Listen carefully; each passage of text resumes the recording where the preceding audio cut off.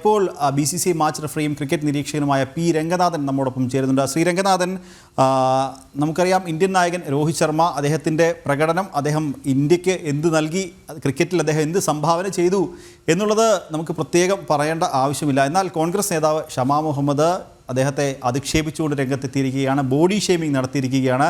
അദ്ദേഹം മികച്ചൊരു നായകനല്ല എന്ന് പറഞ്ഞു വെക്കുകയും ചെയ്യുന്നു ഷമാ മുഹമ്മദ്.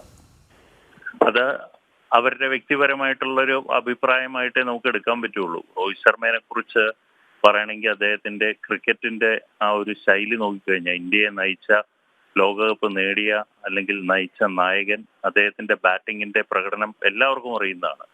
ഇപ്പൊ നമ്മള് നോക്കുകയാണെങ്കിൽ അർജുന രണത്തുംഗ എന്നുള്ളൊരു ശ്രീലങ്കൻ നായകൻ ഉണ്ടായിരുന്നു. അദ്ദേഹം മന്ത്രിയായിരുന്നു, ശ്രീലങ്കൻ സ്പോർട്സ് മിനിസ്റ്റർ ആയിരുന്നു.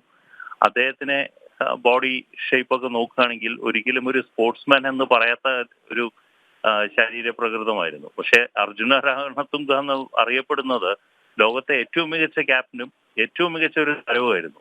അപ്പൊ അതുകൊണ്ട് ഈ കളിയെ കുറിച്ച് വ്യക്തതയില്ലാത്തവരുടെ അഭിപ്രായം നമ്മൾ ഒരു മുഖവിലയ്ക്ക് എടുക്കേണ്ട കാര്യമില്ല. രോഹിത് ശർമ്മ എന്നും അദ്ദേഹത്തിന്റെ ആ കളിയുടെ ഒരു സ്റ്റൈലും അദ്ദേഹത്തിന്റെ പൊട്ടൻഷ്യലും അദ്ദേഹം നയിച്ച രീതിയും എല്ലാം നോക്കുമ്പോൾ എനിക്ക് തോന്നുന്നു അത് അവരുടെ ഒരു വ്യക്തിപരമായിട്ടുള്ള ഒരു അഭിപ്രായത്തിൽ ഉപരിയായിട്ട് അതിന് വില കൊടുക്കേണ്ട കാര്യമില്ല.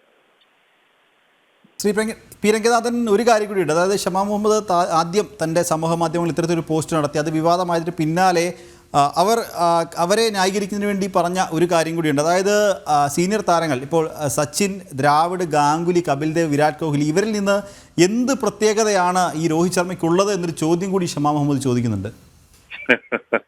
അത് അവരുടെ കൂടെ എനിക്ക് തോന്നുന്നത് എന്താന്ന് പറഞ്ഞു കഴിഞ്ഞാൽ, ഈ പറഞ്ഞ താരങ്ങളെ എല്ലാം കമ്പയർ ചെയ്യുമ്പോൾ രോഹിത് ശർമ്മയുടെ ആവറേജും അദ്ദേഹത്തിന്റെ പെർഫോമൻസും അദ്ദേഹത്തിന്റെ ആ ക്ലാസും അദ്ദേഹത്തിന്റെ ആ ബാറ്റിംഗ് ശൈലിയും എല്ലാം, കളിക്കളത്തിലുള്ള അദ്ദേഹത്തിന്റെ പെരുമാറ്റവും എല്ലാ രീതിയിലും നോക്കുകയാണെങ്കിൽ നമുക്ക് ഒരു താരത്തിനെ അങ്ങോട്ടും ഇങ്ങോട്ടും കമ്പയർ ചെയ്യാൻ സാധിക്കില്ല. പക്ഷെ ഏറ്റവും മികച്ച ഒരു നായകനായിട്ട് ഇന്ത്യക്ക് T20 ലോകകപ്പ് നേടിത്തന്ന നായകൻ, എത്രയോ വർഷത്തിന് ശേഷമാണ് ഇന്ത്യ ലോകകപ്പ് നേടുന്നതും അതിനുശേഷം ഇപ്പൊ ചാമ്പ്യൻസ് ട്രോഫി തന്നെ സെമിഫൈനലിൽ കയറിയിരിക്കുന്നു. അപ്പൊ നായകത്തിന്റെ ഒരു അവസ്ഥ, ക്യാപ്റ്റൻസിയുടെ കാര്യത്തിലൊന്നും ഒരിക്കലും ഒരു അഭിപ്രായം നമുക്ക് പറയാൻ സാധിക്കില്ല. പിന്നെ അദ്ദേഹത്തിന്റെ ബാറ്റിംഗ് ശൈലി ഏറ്റവും മികച്ച രീതിയിൽ അദ്ദേഹത്തിന് ഏത് സമയത്തും എക്സ്പ്ലോസീവായിട്ട് ഒരു ഇന്നിങ്സ് കളിക്കാൻ കഴിവുള്ള ഒരു താരം. സെവാഗിന് ശേഷം സെവാഗിന്റെ ടെക്നിക്കൽ പെർഫെക്ഷനൊക്കെ സംസാരിക്കുകയാണെങ്കിൽ എനിക്ക് തോന്നുന്നു ഈ പറഞ്ഞ മേഡത്തിന് അത് അറിയാത്തതാണ്. അതുകൊണ്ടായിരിക്കും അദ്ദേഹത്തിന് വ്യക്തിപരമായിട്ട് ഉള്ള അഭിപ്രായമായിട്ട് എനിക്ക് എടുക്കാൻ സാധിക്കുള്ളൂ. പക്ഷെ രോഹിത് ശർമ്മയുടെ ഒരു കളിയുടെ ഒരു കാര്യത്തിലും അദ്ദേഹത്തിന്റെ പെർഫോമൻസും ഒരിക്കലും ആർക്കും വിലയിരുത്താൻ സാധിക്കില്ല. വളരെയധികം നന്ദി ശ്രീ പി രംഗനാഥൻ ഈ അവസരത്തിൽ പ്രതികരിച്ചതിന്.